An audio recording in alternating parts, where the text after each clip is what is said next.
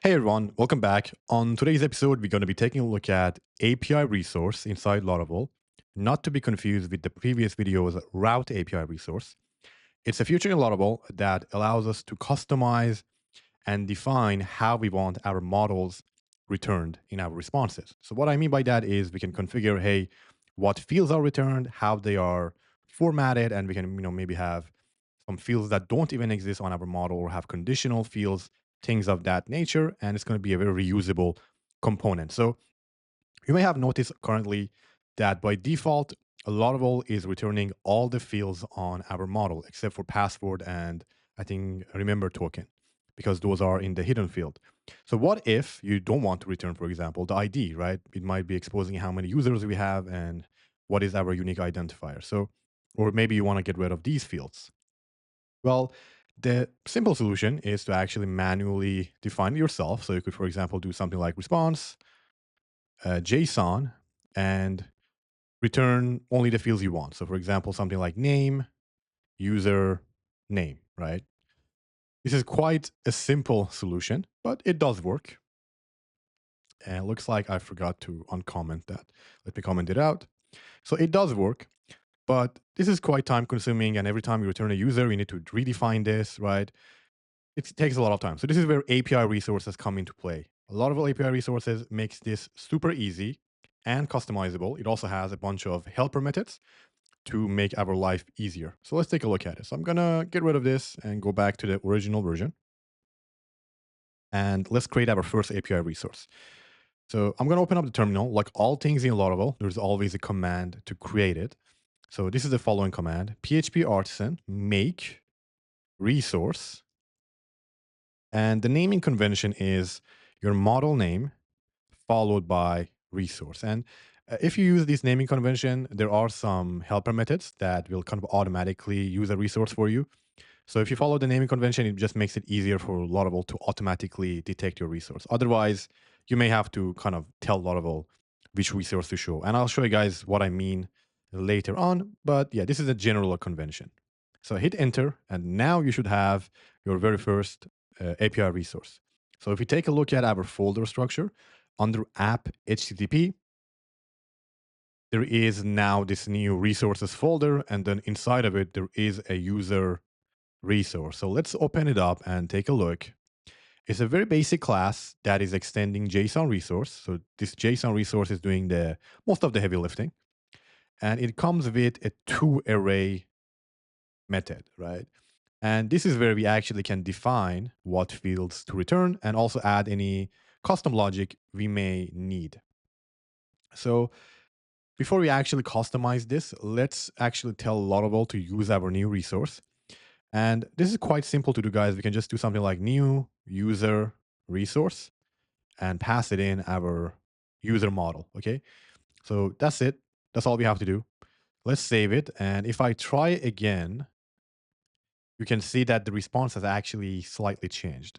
So the fields being returned is same as before because we still haven't customized it. So it is the default Laravel behavior. But you can also see there is now this data field that's wrapping our response. So this is the default Laravel behavior when you're using API resources. I'll show you guys at the end how you can rename this or maybe even remove it if you don't like it. I generally tend to keep this, but that is okay. All right. You can remove it as well if you don't like it. So now that we have told Laravel to use our resource, we can go ahead and customize what we want to return. And this is actually very simple. Just inside this toArray, it is of course expecting an array response. So we can just define an associative array and return whatever we want. So in my case, I want to return the name. So we can actually go ahead and do that. And to access the fields on our model, we can just directly do this and then whatever the field name is, in this case, name. So this user resource is like a proxy to our model, and we can use it to access all the fields we have. And then if I come here, I can also do email and have it be return this dot email as is. And I also forgot the semicolon. One more thing, guys, you're not limited to the fields on your model or on in your database. You can have other fields as well. So maybe I can have like a role field that doesn't even exist, and I can say this dot. I guess we can just hard code it to admin, right? Like this. So you can add other fields you want. Whatever you define here will be returned to the front end. So if I go back and we try again, bam, as you can see, name, email, and the role. So very simple to use. And this is reusable. So every time you are returning a user model, you can use this new user resource and it will basically reuse this code for you. All right. So now let's take a look at our index API or get all users. If we try it out, it is still using the previous behavior. So how do we tell Laravel to use this API resource here as well? Now the usage is slightly different. So there are two main ways of doing it. So kind of the approach number one is to do user resource. And then it has a static method called collection.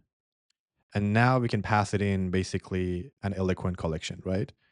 Like this. So this is approach number one. And if I save this and I go back, you can see, again, we have this data wrapper.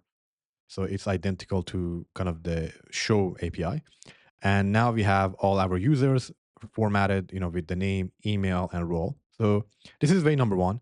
There is another way, which is slightly, I guess, cleaner.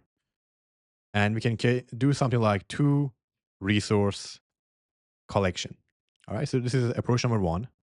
And this only works again if you have like an eloquent, you're using eloquent and you already have an eloquent collection. So if I try again, as you can see, basically identical response. Now, if you guys remember, initially I told you guys, to follow the Laravel convention, which is kind of your model name followed by resource.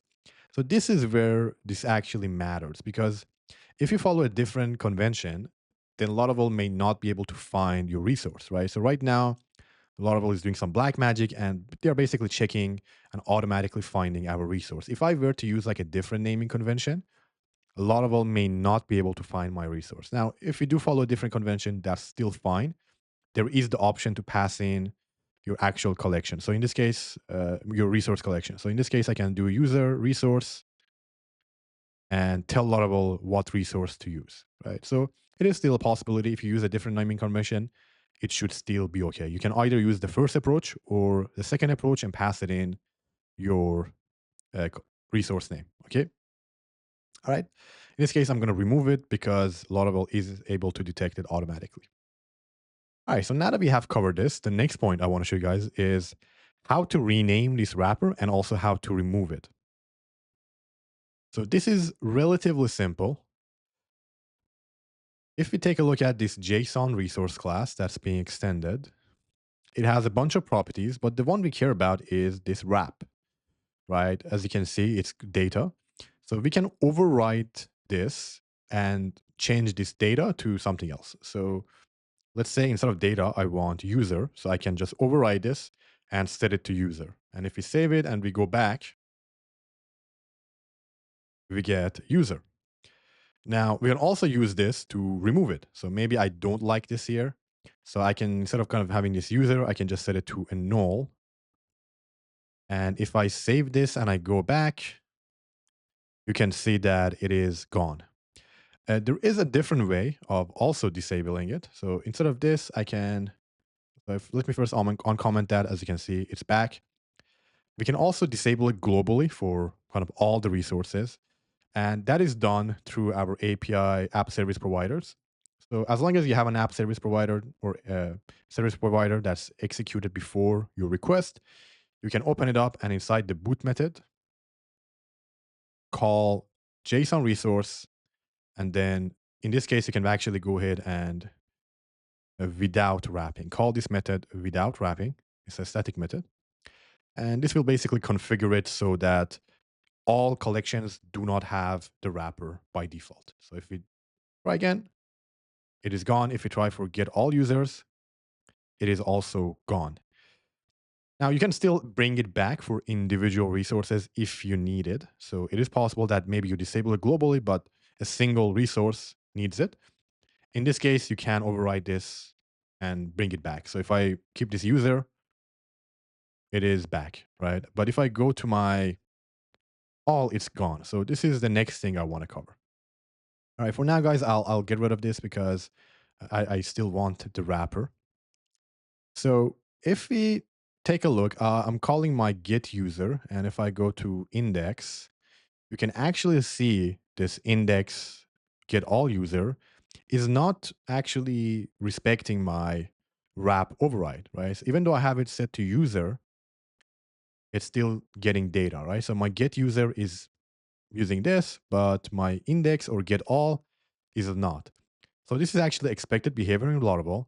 Collections follow slightly different kind of logic, and there's actually a collection resource we could use to modify this. And this does make sense because if this was also user, then it wouldn't make sense because in this case we are returning a single value, but here it is multiple values, so it should be users. Laravel actually allows us to do that as well. So, and that is through a user resource collection. So let's see how we can create a resource collection. It's actually same process. We can do PHP artisan make resource, but we can rename it and add a collection at the end. So it can become user collection or user resource collection. I generally go with user collection since it's a bit shorter and I prefer that. I don't like my files to be super long, but a lot of people actually use user resource collection because it makes more sense, I guess, right? It's a user resource and then user resource collection. But this is kind of up to you. I prefer user collection, and this is also what the Laudable documentation recommends. So let's save this. And now we have our user collection. Okay. From a functionality device, it should still work the same as before. But what if we want to change this data to users? Well, we can kind of repeat the same process and override this wrap, but this time on our user collection. So instead of user, I make it users. Let's save. Let's go back. And as you can see, it is using this dot user. One more thing you may have also noticed, we haven't told it to actually use our user collection for like the name, email, and role. This is all done by Laravel. Like Laravel automatically knows, okay, we already have a user resource. This is a user collection, so it should use the user resource to map the fields. So no additional work is actually needed by us. And if I go back, as you can see, we are getting the same fields. So this one is using the users wrapper. This one is using the user wrapper. All right, so next point I also want to show you guys real quick is what if you actually want to change? Maybe you want to add some additional fields. It is still possible. So we can override this and maybe we will have the users still. And in order to pass in all the responses, we can do something like this. We can do this dot collection, but we can also add some new fields. Maybe you want to have posts, right? So in this case, I can, for now, just pass in an empty, I don't know, some array with some random value. This is also possible, right? So let me save this. And if I go back, we now have this new posts. And because this is inside our user collection, it does not actually impact the get user or a single resource APIs. So this is very nice. One more thing you may have noticed, there are actually two users, right? Laravel is actually very smart. It makes sure not to wrap your response twice. So that's also very important. So you won't have user. If I replace these users with data, now we get, oops, let me go here. Now we get data and then users and then posts. So that is something that Laravel does by default. It is quite smart and it makes sure not to double wrap with the same, field name. All right, so that's the main things I wanted to cover, guys. Before I end the video, I'm going to give you guys some simple helper methods that also comes with the user resource. So the two things I want to cover, guys. First one is how to actually have kind of conditional checks to only return a field when it exists. So for example, let's take a look at our users. So maybe I only want to return a field if a condition is met, right? So we can do something like follows. Let's say I want to pass in this role. So instead of hard coding it to admin, we can say this dot when, and we can actually take a look at this method definition. So if a condition is met, return it and then have some default. So the default value is usually not to return it. So it's going to be null. But in this case, I'm going to say this dot ID is equal to, what's this user's ID? Well, we removed it, so I'm not sure, but I'm going to go with something like 7. So if the user ID is 7, return admin. Else, we just don't want to return it, right? So this is one helper method that comes. So it makes it very easy to do conditional checks. So let's go to our get all users, and hopefully we get one admin. Yeah, so we get Colin here is an admin, and then the rest don't have it. So if you don't pass a default, it will just be null and not be returned, but maybe you do want to return. So in this case, we can say member and have a default value. So if you look here, there is this like missing value. So that's basically what it does, right? So this is one of them. Now there is one more helper method that we can use. So the next thing we can use is something called when has. So maybe in this case, I want to have a new field, and I'm going to say permission. And here we can say this dot when has. And of course, the user model does not have permission, but if it has the permission, then return it. So right now, if we try it out, and let me have this be uppercase, when has. If we try it out, none of them have it. But, and if I also go to this get user, we also don't have it. If I manually go ahead and add it on our controller, so before we return this user, I'm going to manually set this permission on it. Permission equals all, something like this. You can see it is now being returned here, right? So you could also have use this when has to do, check if a field exists, return it. Otherwise, just have an empty value. Okay. So that's one more thing. Another additional thing you can do, guys, is when you're using this when, you can actually pass in a function, an anonymous function, and maybe perform some logic here. So in this case, instead of having this admin, I can have like an inline anonymous function. And this process is quite simple. So in this case, we could have something like admin where we had previously, so we can return admin. Or you can also do some logic, right? So in this case, I could say uh, return 1 plus 2, right? So we can have some sort of runtime logic, or maybe even do some more complex query or concatenation here. So if I go back and I try again, obviously, which one was admin? Yeah, so the admin is now returning 3, the rest are returning member. So there are a lot more helper methods that you can use. All right. So if you guys are interested, I can go ahead and make a video on those. But you can also refer to the Laravel documentation. They are more kind of on the need-based use case. But these two are probably the most common, when and when has. So I just wanted to cover them on today's episode. So that's it, guys, for today's video. I hope you learned something new. If you have any questions, leave them in the comment section below. Don't forget, as always, to like and subscribe. And I see you guys on the next video. Have a great day. Bye.